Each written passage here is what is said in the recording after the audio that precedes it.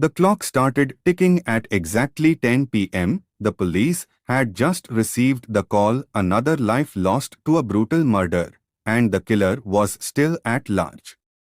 With only an hour to spare, the team knew they had to act fast. Every second counted. This was no ordinary case, it was a race against time. At the scene of the crime, evidence was scarce. The only clue, a torn piece of fabric, seemed insignificant at first glance. But to the trained eye, it could be the key to cracking the case.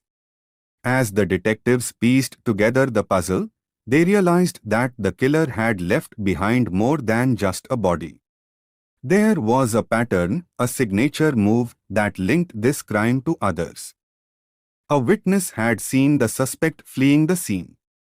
Her testimony could make or break the case. But fear clouded her memory, and time was running out. The detectives pressed for details, knowing that even the slightest recollection could be the difference between justice and another unsolved case. With the witnesses' help, the team built a profile of the suspect, a career criminal with a history of violence. But the question remained, where would he strike next? The detectives knew they were dealing with a seasoned killer, someone who knew how to cover his tracks. They needed a breakthrough, and they needed it fast. Then, a breakthrough, an anonymous tip came in, providing an address where the suspect was last seen. This was their chance. The team mobilized, knowing this could be their only opportunity to catch the killer before he disappeared for good. With no time to lose, the team stormed the building. Every creak of the floorboards, every shadow, heightened the tension. The killer could be lurking around any corner. In these moments, fear had no place. The detectives were trained for this, but they knew the stakes, one wrong move, and the killer could slip through their fingers. In the final room, the suspect was cornered, his eyes darting between the exits. There was no escape. But in that moment, the detective faced a choice, bring him in alive or risk a shootout. The decision had to be made in a heartbeat. In the end, the detective's calm prevailed. The suspect surrendered without a fight. The killer was caught, but the weight of his crimes lingered. As the clock struck 11 p.m., the hour was up. Justice had been served, but the scars left behind would take much longer to heal. For the families, closure came with a heavy heart. Their loved one was gone, but at least they could begin to grieve. For the detectives, it was another case closed. But the victory was bittersweet, a reminder of the cost of violence and the fragility of life. In the end, the lesson was clear, every life matters, and the fight against crime is a never-ending battle. But it's a battle worth fighting. Because for every hour spent in the pursuit of justice, countless lives are saved from the horrors of those who prey on the innocent. With the killer in custody, the next step was to extract a confession.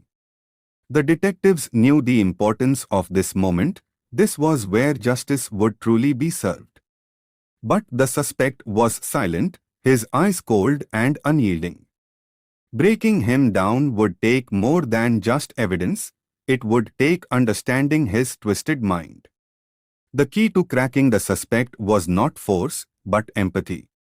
By connecting with the human being behind the crimes, the detective opened a door into the killer's mind. Piece by piece, the truth began to unravel. The suspect's motives, though monstrous, were rooted in a tragic past, one that had spiraled into unimaginable violence. In the end, the suspect confessed, detailing every gruesome act with chilling clarity. The truth was out, and justice could be pursued with the full force of the law. But the confession brought no comfort. It was a reminder of the darkness that can consume a person, and the pain inflicted on the innocent. The trial was swift, the evidence undeniable. The suspect's confession sealed his fate, but the trial itself was a formality, a public acknowledgement of the horror that had been committed. For the family, it was a step toward closure, a way to honor the memory of the victim by ensuring that the killer would never harm another soul. The verdict was clear, guilty on all counts. The sentence was life without parole, a fitting end for a life filled with such senseless violence. But even as justice was served, the scars left by the crime would remain. For the families, for the detectives, and for the community, this case was a stark reminder of the fragility of life. In the quiet moments after the case, the detective reflected on the cost of justice, the toll it took on him, and the burden it placed on those he loved. But there was also pride in having done the right thing, in having brought closure to a grieving family, and in having taken one more dangerous individual off the streets. Life, though shattered, began to heal. The victim's family chose to honor their loved one not through anger, but through a symbol of renewal, a tree that would grow strong and tall. For the detective, it was a reminder that even in the darkest cases, there is always hope, a new beginning, and a chance to make the world just a little bit safer. As he spoke to the new recruits, the detective shared the lessons learned from this case, the importance of empathy, the power of patience, and the need for unwavering resolve.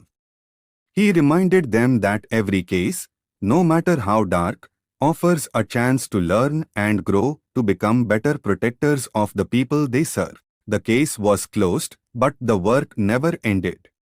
A new file, a new mystery, and a new chance to bring justice where it was needed most. For the detective, this was his life, a never-ending cycle of cases, each one a reminder of the importance of the work he did and the lives that depended on it. In the end, the detective's legacy was not in the cases he solved, but in the lives he touched, the families he helped, the criminals he brought to justice, and the young officers he inspired. As he looked back on his life's work, he knew that every hour spent in the pursuit of justice had been worth it. Because in those hours, he had made a difference that would echo long after he was gone.